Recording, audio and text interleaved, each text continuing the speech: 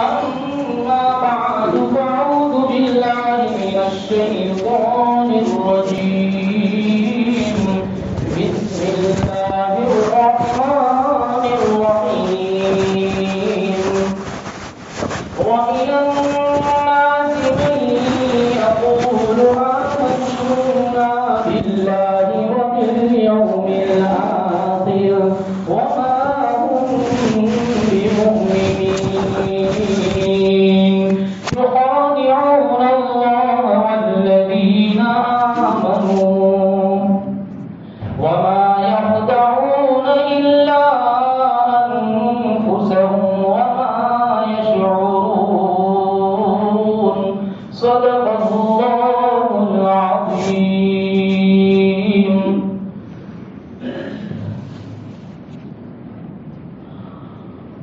معزز سامعین کرام، رب کریم کا کرم ہے کہ اس نے مسلمان کے گھر پر پیدا فرمایا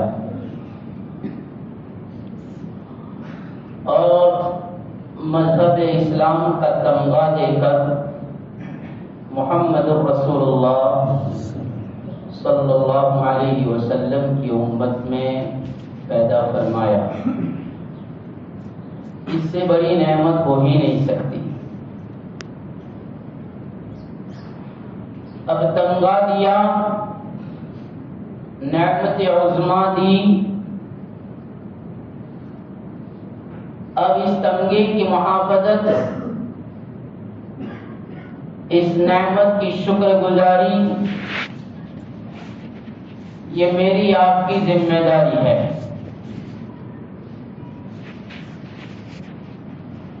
تمغے کی حفاظت کیسے ہوگی؟ تو فرمایا مذہب اسلام کی جو قوانین ہیں،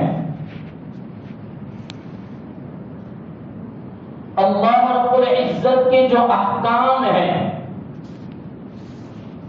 اس کی پابندی، اس کی بجا آوری،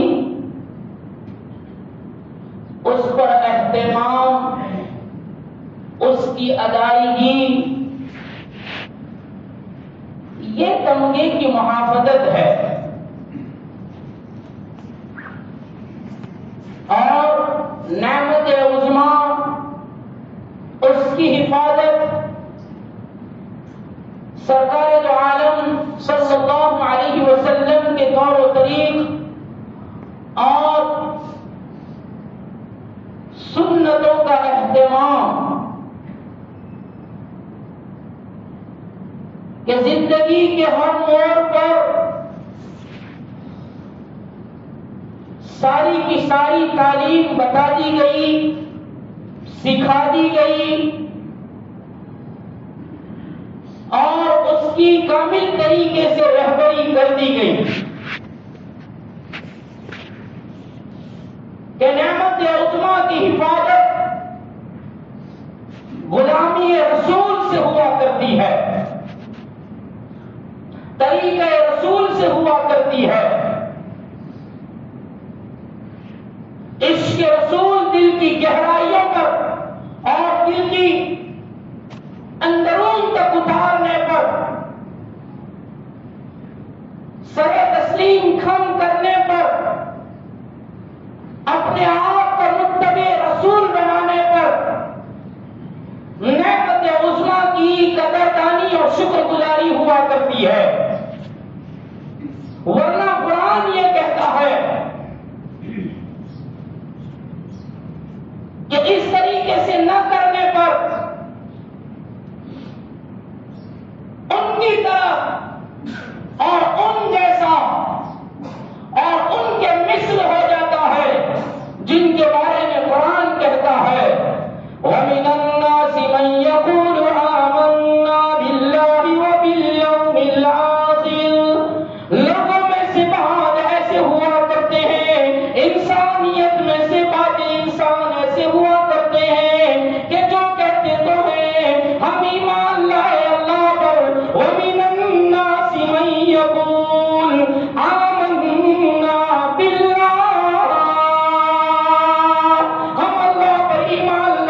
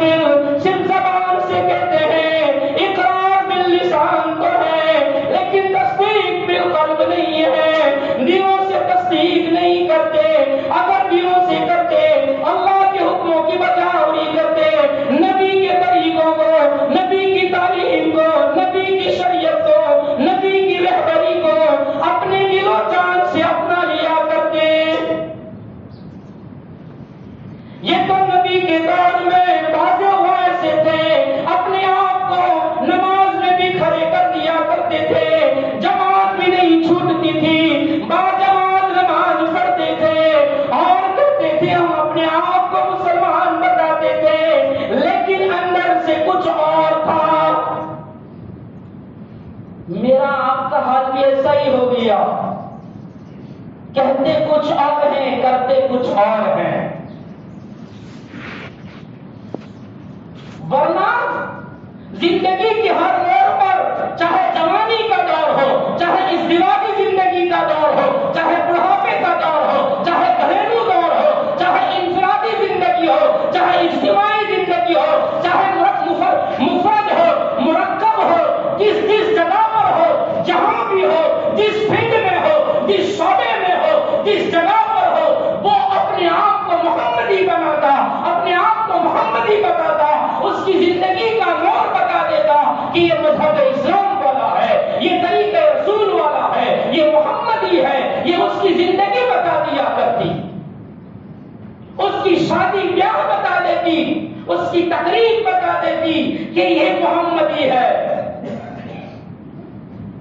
پھر جہیز پر نہ مرتا, جہیز کے لیے جان نہ لیتا, جہیز کی مانگ نہ کرتا, امیری غریبی نہ دیکھتا, کالا گورا نہ دیکھتا, دیکھتا کہ دین کیا کہتا ہے, دینداری ہے کہ نہیں ہے. ہاں امیری غریبی یہ تو تقدیر کے فیصلے ہیں, کسی پر فراخی کسی پر تنگی یہ تو رب کریم کی عطا ہے, رب کریم کی تقسیم ہے. وہ جس کو چاہے فراخی دے, جس کو چاہے تنگی دے, یہ تو اس کی قدرت کے کرشمے ہیں, اس میں انسان کا دخل نہیں ہے. فاطمہ الزہرا رضی اللہ تعالیٰ کا جب ازدواجی زندگی کا رشتہ طے ہو رہا ہے اور حضرت علی کے ساتھ طے ہوا, حضرت ابو بکر صدیق رضی اللہ تعالیٰ طے ہونے کے بعد نبی کریم صلی اللہ علیہ وسلم کی مجلس اقدس میں آتے ہیں اور صحبت میں آ کر فرماتے ہیں, یا رسول اللہ, بیٹی کی منگنی ہو گئی, بیٹی ازدواجی زندگی میں داخل ہوگی, چاہتا ہے ابو بکر کہ آپ کی بیٹی کے لیے میں جہیز کا انتظام کروں, میں فاطمہ کے لیے, میں آپ کی بیٹی کے لیے, میری بیٹی کے لیے. جبکہ ہر موڑ پر ایک دوسرے کے ساتھ رہے ہیں. آج جب کہ بیٹی کو رخصت کرنے کی باری آئے گی, معلوم ہے کہ محمد رسول اللہ کے پاس کچھ نہیں اپنی بیٹی کو دینے کے لیے.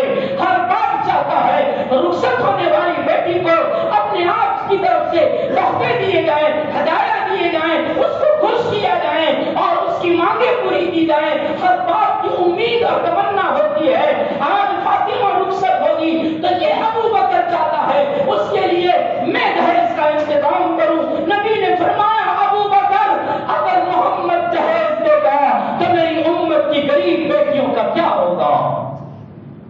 سیرت نگاروں نے لکھا, ابو بکر کو یہ جملہ نبی نے فرمایا, اور ابو بکر تو آج جہیز دے دے گا محمد کی بیٹی کو, لیکن محمد کی امت کی غریب بیٹیوں کو کون دے گا. اور بڑے بڑے آنسو آ گئے. فاطمہ نے اپنے باپ کا ہاتھ پکڑا اور فرمایا, ابا جان, آپ یہ چاہتے ہیں کہ بیٹی جہیز نہیں لے گی, آپ کی بیٹی باپ سے جہیز لے گی. لکھا کتابوں میں, سیرت نگاروں نے, نبی کی ایک دم آنکھیں جھک گئی. نبی نے نیچا دیکھ لیا کہ آج میری بیٹی نے کیا کہہ دیا, آج میری بیٹی جہیز کا سوال کرتی ہے. نبی نے نگاہیں کر لی کہ سب کے سامنے محمد کیا منہ دکھائے گا صلی اللہ علیہ وسلم. بیٹی کہتی, ابا نیچا دیکھنے کی ضرورت نہیں ہے, آپ کی بیٹی آپ کے پاس لکڑی کا جہیز نہیں مانگتی کہ لکڑی کی چارپائی چاہیے, آپ کی بیٹی برتن کا سوال نہیں کرتی, آپ کی بیٹی کو کپڑے کا جہیز نہیں چاہیے, آپ کی بیٹی کو سونے چاندی کا جہیز نہیں چاہیے.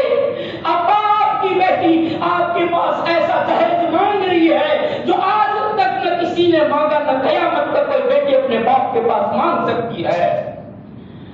نبی نے ایک دم اپنے چہرے کو اٹھایا, نگاہیں اٹھائی, بیٹی کی طرف دیکھا, بیٹی کیا جہیز مانگتی ہے, ایسا کیسا جہیز مانگتی ہے جو نہ کسی نے مانگا نہ کوئی مانگ سکتا ہے. فرمایا, ابا جہیز میں مجھے یہ چاہیے کہ میدان محشر میں جب آپ اپنی امت کے لیے اللہ سے مغفرت کی بھیک مانگے, دعا آپ مانگے اور بیٹی آمین کریں. اللہ سے یہ اپلیکیشن اور یہ درخواست دے دو, میرے لیے منظوریت دے دو. آپ یہ منظوریت لیں گے, یہ میں سمجھوں گی کہ میرے باپ نے مجھے جہیز دے دیا. کیا آپ اپنی امت کے مغفرت کے دامن پساریں اور اللہ سے کہیں یا رب امتی، یا رب امتی. آپ اللہ سے یہ کہیں اور میں پیچھے آپ کے پیچھے آمین کہوں، مجھے یہ کہے دے دو. اللہ رسول صلی اللہ علیہ وسلم نے اپنی بیٹی کو سینے سے لگایا، فاطمہ کو سینے سے لگایا اور فخر سے کہا ہاں ہاں بیٹی، رب سے کہوں گا کہ میری بیٹی کو یہ جہیز چاہیے. اللہ سے دعا کر رہے ہیں. اللہ نے جبرائیل کو بھیجا. جبرائیل نے آ کر کہا یا رسول اللہ صلی اللہ علیہ وسلم، اللہ فاطمہ کی مانگ سے خوش ہوا ہے، اللہ نے فیصلہ کر دیا ہے. میدان محشر میں محمد صلی اللہ علیہ وسلم میرا حبیب دعا مانگے گا، فاطمہ آمین کہے گی اور رب جنت کے دروازے کھولے گا. امت کو بتا دیا کہ جہیز کی وہ لعنت، امیری غریبی کی اس لعنت کو چھوڑو جس کی وجہ سے سماج تباہ ہو رہا ہے، جس کی وجہ سے معاشرے پر آگ لگی ہوئی ہے. آنے والے دلہن کے پاس وہ مانگے نہ مانگو اور اس کے باپ کے پاس ایسی مانگے نہ مانگو جس کی وجہ سے باپ زندہ ہوتے ہوئے بھی مر جایا کرتا ہے. یہ ازدواجی زندگی نبی نے بتائی ہے اور نبی نے غلام رسول بننے کا یہ ایک راستہ بتایا. اپنے آپ کو محمدی کہتے ہو تو آ جاؤ معاشرے میں ازدواجی زندگی میں وہ چال چلو جو فاطمہ نے بتائی ہے، وہ چال چلو جو محمد رسول اللہ صلی اللہ علیہ وسلم نے بتائی ہے، تاکہ آنے والی دلہن تمہارے گھر میں بیٹی کی حیثیت لے سکیں.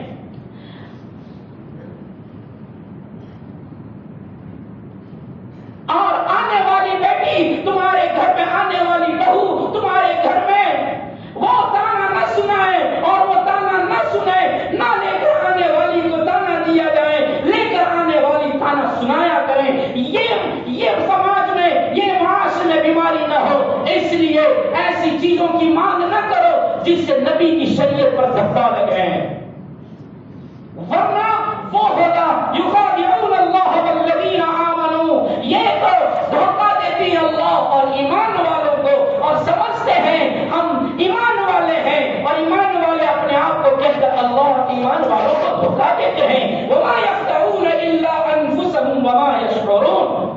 وہ خود اپنے آپ کو دھوکہ دیتے ہیں اور لیکن وہ سمجھتے نہیں ہیں. اللہ کے حکموں کو توڑ کر، نمازیں چھوڑ کر یہ سمجھتے ہیں ہم بہت اچھا کرتے ہیں، ہم ایمان والے ہیں، ہم چاہیں گے پڑھیں گے، نہیں چاہیں گے نہیں پڑھیں گے. اتنے حالات کے باوجود بھی پیشانیوں پر بل نہیں پڑتا، اتنے حالات کے باوجود بھی سروں میں جو نہیں رہتی. یہ اس بات کی دلیل ہے کہ ہم اپنے آپ کو دھوکے میں ڈالے ہوئے ہیں اور سمجھتے ہیں ہم ایمان والے ہیں. آؤ بتائیں، آؤ دیکھیں سنیں کہ نبی کی مت والوں کی زندگی کیسی تھی، نبی کے چاہنے والوں کی زندگی کیسی تھی. حضرت امیر معاویہ رضی اللہ عنہ فرما رہے ہیں میں مسجد نبوی میں داخل ہوا، نبی بیٹھے ہوئے تھے. نبی بہنوئی ہے، امیر معاویہ سالہ ہے. فرماتے ہیں میں نے میری جوتی باہر نکالی، مسجد نبوی میں اندر آیا، نبی کے پاس بیٹھا.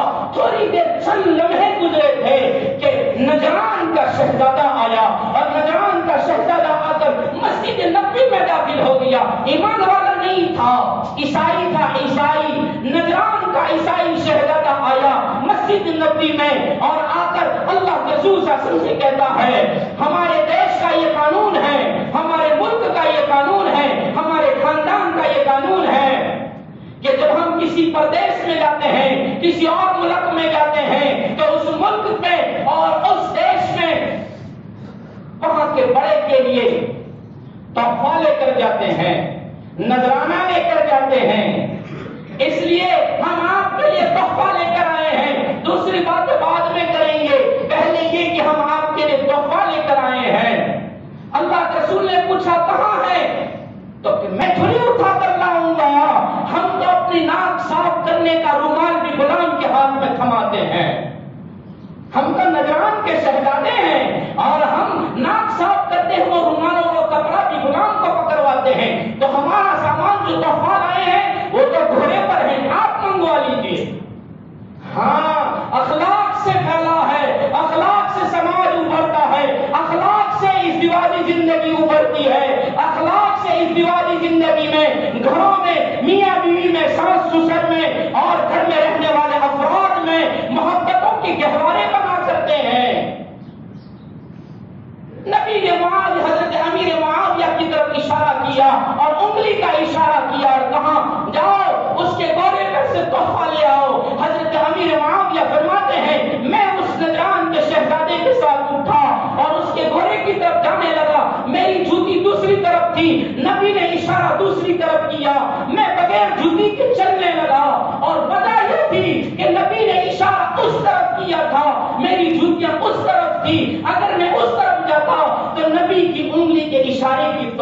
ہو جاتی. جو انگلی کے اشارے کی توہین نہ ہونے دیں اس کو غلام رسول کہنے کا حق ہے. میں میری زندگی دیکھوں, نبی کی زندگی سے دور دور تک کا واسطہ نہیں ہے. وہ تو انگلی کے اشارے کی بھی توہین نہیں ہونے دیتے. امیر معاویہ فرماتے ہیں دوپہر کا وقت تھا, میں مسجد نبوی سے باہر نکلا, پاؤں میں جوتی نہیں تھی, میں نے پہلا قدم رکھا, دھوپ کی تپش کی وجہ سے میرے پاؤں میں جلن ہوئی, میں نے دوسرا قدم رکھا, دوسرے قدم رکھنے پر میں پھوڑا ہو گیا اور چلتے چلاتے میں نے اس نجران شہزادے سے کہا کہ تو پتلا ہے, اب تیرے گھوڑے تک آگے ہیں, تو مجھے تیرے گھوڑے پر سوار کر لے. پاؤں میں زخم ہو گئے, پاؤں میں پھوڑے ہو گئے, پاؤں سے خون نکلنے لگا. نگران کے اس شہزادے نے حضرت امیر معاویہ رضی اللہ عنہ کو جملہ کہا اور کہا ارے تجھ جیسے غلام کو ہم اپنی سواری پر بٹھائیں. یہ جملہ کہا, امیر معاویہ ایک دم غصے میں آ گئے اور نیام میں سے تلوار نکالی اور کہا اگر میرے حبیب نے تجھے امان نہ دی ہوتی, اگر میرے حبیب نے اگر تجھے امان نہ دی ہوتی تو آج مدینے کی گلی سے نہ تیرا گھوڑا زندہ جاتا نہ تو زندہ جاتا. لیکن میرے نبی نے تجھے امان دی ہے, کوئی بات نہیں. اس نے گھوڑے پر سوار نہیں کیا, وہ دفعہ امیر معاویہ نے اٹھایا اور اٹھا کر مسجد نبوی میں داخل ہوئے. نبی نے تحفے کو دیکھنے کے بجائے امیر معاویہ کے پاؤں کو دیکھا, قدموں دیکھا, خون نکل رہا تھا. امیر معاویہ سے نبی نے فرمایا معاویہ یہ کیا کر دیا, یہ پاؤں سے خون نکلتا ہے. حضرت امیر معاویہ نے ہنس دیا اور نبی نے فرمایا میں تیرے زخم کا پوچھتا ہوں اور تو ہنس رہا ہے. حضرت امیر معاویہ نے فرمایا یا رسول اللہ, آپ کے اس جملے کے پوچھنے سے پہلے پاؤں میں درد ہوتا تھا, لیکن جب آپ نے پوچھ لیا اب معاویہ یہ کیا ہوا, یہ جملے پر میرا درد بھی دور ہو گیا. یہ عشق رسول ہے. نبی کریم صلی اللہ علیہ وسلم امیر معاویہ کو دعا دیتے ہوئے اليوم اکملت لکم دینکم واتممت علیکم نعمتی ورضیت لکم الاسلام دینا. دین مکمل ہو گیا. معاویہ کو خوشخبری سنا دی, نبی چلے گئے, نبی کا انتقال ہو گیا. ابو بکر کا زمانہ پورا ہوا, عمر کا بھی پورا ہوا, عثمان کا بھی پورا ہوا, علی کا بھی پورا ہو گیا. حضرت حسن کی باری آئی, 6 مہینے ہوئے, 6 مہینے کے بعد تاج خلافت حضرت حسن نے اتار کر امیر معاویہ کو پہنا دیا. امیر معاویہ کو حضرت حسن نے یہ خلافت کا تاج پہنایا اور کہا آج سے مسلمانوں کے امیر آپ ہیں. حضرت امیر معاویہ نے 19 سال تک خلافت کی اور اس میں 65,15,000 مربع زمین پر خلافت قائم ہو گئی. اسلام کا پرچم لہرایا. امیر معاویہ کے زمانے میں جو لوگ امیر معاویہ کو برا بھلا کہتے ہیں وہ ذرا سن لیں کہ اتنا بڑا کارنامہ کیا ہے امیر معاویہ نے. اور پھر حضرت امیر معاویہ نے ایران کو فتح کیا, روم کو فتح کیا, بہت سارے علاقے فتح کیے. امیر معاویہ نے لشکر کو کہا ہمیں نجران فتح کرنا ہے. نجران پر حملہ ہوا, 5 منٹ ہے, نجران فتح ہوا اور نجران کے اس جنگ میں 2000 اور ایک جگہ پر 5000 یا 3000 یہ نجران والوں کو قید کر کے لائے مسلمان. امیر معاویہ کے سامنے ان کو پیش کیا گیا. امیر معاویہ نے اتنے سالوں کے بعد اس کو دیکھا جس نے امیر معاویہ کو کہا تھا تجھ جیسا غلام. اس کو دیکھ کر امیر معاویہ نے پہچان لیا کہ یہی وہ شہزادہ ہے جو نبی کے دربار میں آیا تھا اور بڑی فاخرانہ باتیں کیا کرتا تھا. امیر معاویہ نے پہچان لیا, اس نے نہیں پہچانا. امیر معاویہ نے اپنے چہرے پر کپڑا ڈال دیا اور کہا یہاں سے لے جاؤ. سب کو لے گئے. اس کے بعد اپنے خاص خادم سے امیر معاویہ نے فرمایا وہ جو نظر آتا ہے نا یہ شہزادہ ہے نجران کا, اس کو عام برتنوں میں کھانا مت دینا. یہ اکرام نبی نے سکھایا ہے, یہ اخلاق نبی نے سکھائے ہیں. فرمایا اس کو میرے اس لیے کہ انزل الناس کا منازلہم، لوگوں کو ان کے مقام پر رکھا کرو. یہ شہزادہ ہے، اس کو کھانا الگ برتن میں دو. ہم تو سب کو ایک لکڑی سے ہانکتے ہیں، عالم ہو، امام ہو، مؤذن ہو، کوئی بھی ہو، ایک ہی لکڑی سے ہانکتے ہیں. ہر ایک کا مقام ہوا کرتا ہے. اس کو الگ برتن میں کھانا دو. اس کا بستر بھی میرے گھر سے الگ لا کر اس کو بستر دینا. اور اس کے کپڑے میلے ہیں، امیر معاویہ فرماتے ہیں اس کے کپڑے میلے ہیں، میرے دھوئے ہوئے کپڑے اس کو پہناؤ. خاص خادم سے یہ ساری باتیں کی. اور اس کا کھانا میرے گھر سے پکا کر لایا جائے گا. 3 دن تک گھر سے بنی ہوئی روٹی سب کو الگ کھلایا جاتا ہے، اس کو الگ کھلایا جاتا ہے. 3 دن تک روٹی کھائی. 3 دن کے بعد کہتا ہے بڑی لذیذ روٹی بنتی ہے، پکانے والی تو بڑی اچھی ہے، بڑی لذیذ کھانا بناتی ہے. اتنے میں امیر معاویہ اس ادھر سے گزرے. اس نے دیکھا اور دیکھا تو اس کے ہاتھ میں سے وہ نوالا لقمہ گر گیا. اس نے خدمت کرنے والے خادم سے پوچھا تمہارا امیر کون ہے؟ تمہارا امیر کون ہے؟ آج ہماری سمجھ میں آ گیا کہ مسلمانوں کے امیر ایسے ہوتے ہیں، مسلمانوں کے خلیفہ ایسے ہوا کرتے ہیں جو اتنا اکرام کرتے ہیں. آج ہماری سمجھ میں آیا. اس خادم نے کہا ابھی تو گزرے یہاں سے، وہ ہمارے امیر ہیں. ارے ذرا امیر سے ملاقات کرا دے، مجھے اس کے پاؤں چومنے ہیں. کہاں ملے گا؟ تو کہاں وہ 5 وقت مسجد میں آتے ہیں، مسجد میں ملیں گے. میری آپ کی ملاقات کرنا ہو تو کیا بتا دیا جاتا ہے؟ چوراہے پر ملیں گے، دکان پر ملیں گے، میدان میں ملیں گے، تیری میری کرتے ہوں گے وہاں ملیں گے. اور یہاں پہچان 5 وقت کی نماز کے لیے مسجد میں آتے ہیں. مسجد کے دروازے پر کھڑے ہو جانا فجر کے وقت، فجر کی اذان ہوگی، امیر معاویہ آئیں گے، مسجد کے دروازے پر تیری ملاقات ہو جائے گی. نجران کا شہزادہ ایک بھکاری کی طرح مسجد کے دروازے پر کھڑا ہے اور امیر معاویہ مسجد نبوی میں آ رہے. فجر کی اذان ہوئی اور فجر کی اذان کے بعد امیر معاویہ آ رہے تھے. وہ ہاتھ جوڑ کر کھڑا ہو گیا اور نجران کا شہزادہ کہتا ہے مجھے معاف کر دو. کس بات پر؟ تو نے کیا کیا معاف کروں؟ امیر معاویہ انجان بن کر پوچھ رہے ہیں تو نے کیا کر کے معاف کروں؟ ارے آپ نہیں جانتے، مجھے نہیں معلوم ہے. ارے میں نے آج سے سالوں پہلے میں نے آپ کی توہین کی تھی اور میں نے آپ کو غلام کہا تھا. ارے آپ تو امیر ہیں اور آپ تو دل کے بھی امیر، زبان کے بھی امیر، اخلاق کے بھی امیر. ارے آپ تو ہر اعتبار سے امیر ہیں. ہماری سمجھ میں آ گیا کہ آپ کو اتنی عزت کیوں ملی ہے.